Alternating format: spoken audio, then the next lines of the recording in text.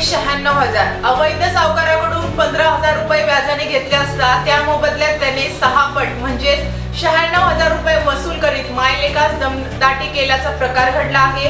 दरम्यान उपनगर पोलिसात संशयित संजय उंजयवाला व प्रमोद सचिन आहिरे यांच्यावर गुन्हा दाखल करून अटक करण्यात आली आहे। पोलिसांच्या माहितीनुसार व महिलेच्या फिर्यादीनुसार डिसेंबर 2024 ते नोव्हेंबर 2025 या कालावधीत हा प्रकार कपूर सिंग चाळीत घडला। डिसेंबर 2024 मध्ये नसरीन यांनी मुलगा आफताबच्या विवाहासाठी उज्जैनवाल्याकडून 15,000 रुपये व्याजाने घेतले होते।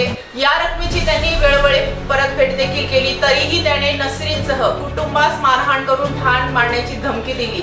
त्यांच्याकडून आतापर्यंत ऑनलाईन स्वरूपात 58,600 रुपये व 36,400 रुपये रोख असे एकूण 95,000 रुपये जबरीने वसूल केले आहेत।